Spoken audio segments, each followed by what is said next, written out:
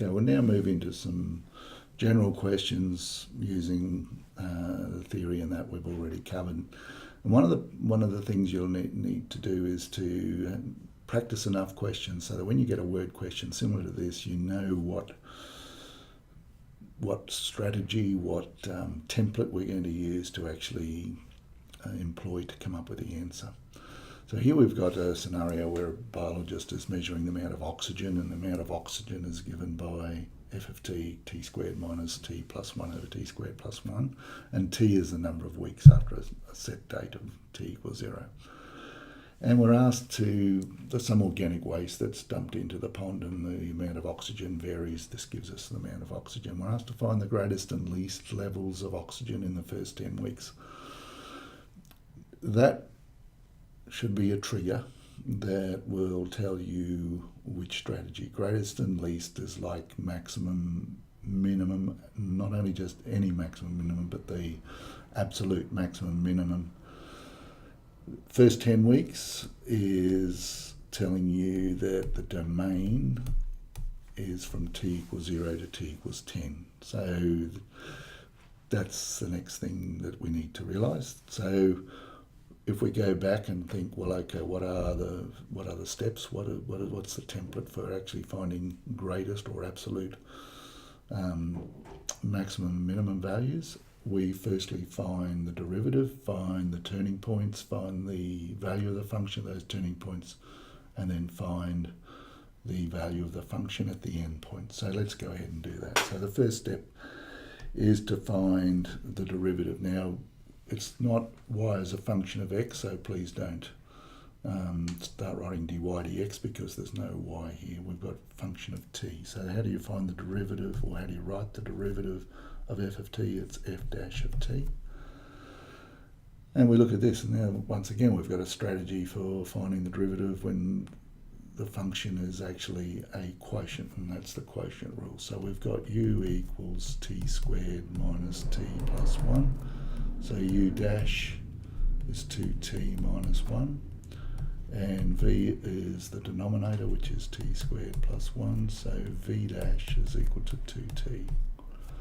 So f dash of t, it goes all over v squared, the rule, so v is equal to t squared plus 1, and that's all squared. And then it goes v u dash, so v is t squared plus 1. Put it in brackets. I think you're less likely to make a mistake putting it in brackets. V u dash will be 2t minus 1. It's always minus. And then it'll be u, which is t squared minus t plus 1. That's u. And then v dash will be equal to 2t.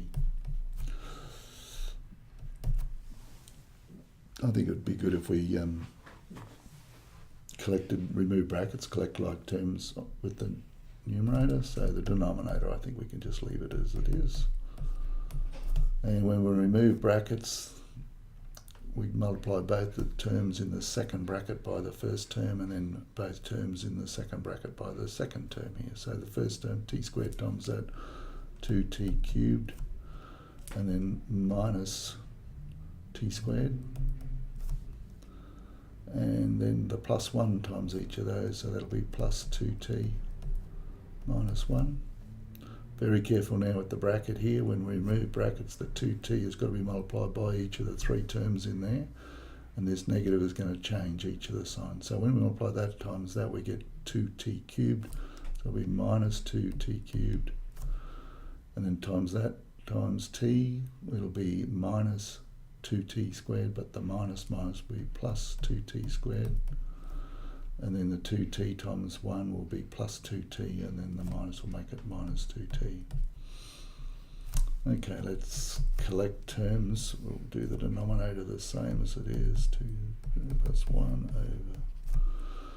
And then I like to put a line through to show that I've actually got them. So we go looking for all the t cubes through there, and we get 2t cubed minus 2t cubed, which is 0.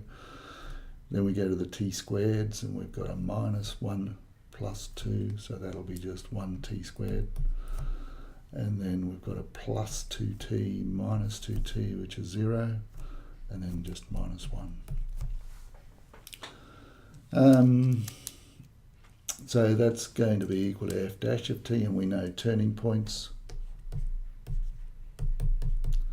are when f dash of t equals 0. But what is f dash of t? T squared minus 1 over t squared plus 1 all squared. So the only way that's going to be equal to 0, this can't equal 0. No matter what value of t you put down there, you're never going to get 0. So it'll just be what makes the numerator equal to 0. So what we need to solve is t squared minus 1 equals 0. And t squared minus 1, how do you solve that? Well, probably the best way is to factorise it. That's the difference of 2 squared, so that's t plus 1, t minus 1 equals 0. So the null factor theorem says that if either one of these equals 0, the whole thing will be equal to 0. So t plus 1 equals 0 will give us t equals negative 1, or t minus 1 equals 0, and that'll give us t equals 1. So t equals negative 1 or plus 1. Now, our domain, which we've said has got to be between 0 and 10, we've got a turning point that's happening at t equals negative 1. That is outside of our domain from 0 to 10. So we're not going to be interested in what happens at t equals negative 1. We're only asked to find the greatest and least value between 0 and 10. So we don't even have to evaluate what the value of the function is at t equals negative 1. So when t equals 1, f of 1 equals, substituting in our original equation, which is way up here in the question. So we've got f of 1 is equal to 1 squared minus 1 plus 1 over 1 squared plus 1, which is equal to 1 over 2, or 0.5. So our next steps are to see what happens at the end value. So when t equals 0, f of 0 is equal to 0 minus 0 plus 1 over 0 plus 1, which is equal to 1. And when t equals 10 is the other end value, f of 10 is equal to 10 squared minus 10 plus 1 all over 10 squared plus 1. And that's 91 over 101. Is that obviously less than 1? If it was 101 on 101, it'd be 1. So 91 on 101 is less than 1. So that's less than that. Probably a good idea. But it'll be certainly bigger than 0.5. All right, so now we've got to identify the greatest value is 1 at t equals 0, and the least value, or the absolute minimum,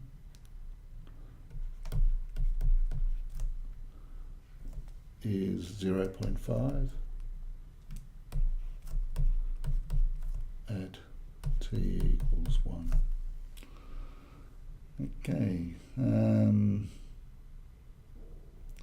the next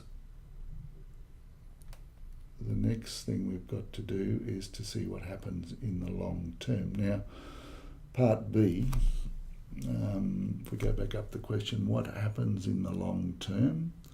So there's question B. And what happens in the long term means what happens as t approaches infinity. So it's a limit question that's asking us to. So we want the limit as t approaches infinity of the original function, which is t squared, what was it, minus t plus 1 over t squared plus 1. And the way to do that, we've got the same powers of t top and bottom, so we'll take that power out. So we've got t approaches infinity, so we'll take t squared outside of top and bottom, What have I got to multiply t squared by to get t squared? And that's 1. What have I got to multiply t squared by to get negative t? Well, that'll be negative 1 over t. And what have I got to multiply t squared by to get 1? And that'll be 1 over t squared. We've got t squared outside here. What have I got to multiply t squared by to get t? That'll be 1 plus 1 over t squared. Now, why do I do that? Because these t squareds will cancel. And now when I make t approaches infinity, it makes each of these go to 0. So when I can do the substitution for infinity, I stop writing limit, and I get 1 minus 0 plus 0 all over 1 plus 0, which is equal to 1 on 1, which is equal to 1. So over the long term,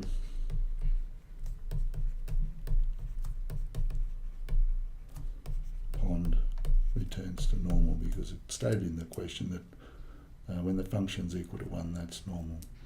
So it returns to normal O2 levels. Okay, so we've talked about the fact that we're going to start looking at word questions. The word questions will mean that we're going to have to start thinking about what strategy, what template we use. We identify that strategy, and if you have to come up with from the words to come up with the domain, so be it. And then you address each of the questions you go through, and you be very careful, particularly with these questions, that you only consider values within the domain from 0 to 10. And then we address the second question, which over the long term is another way of phrasing as time approaches infinity.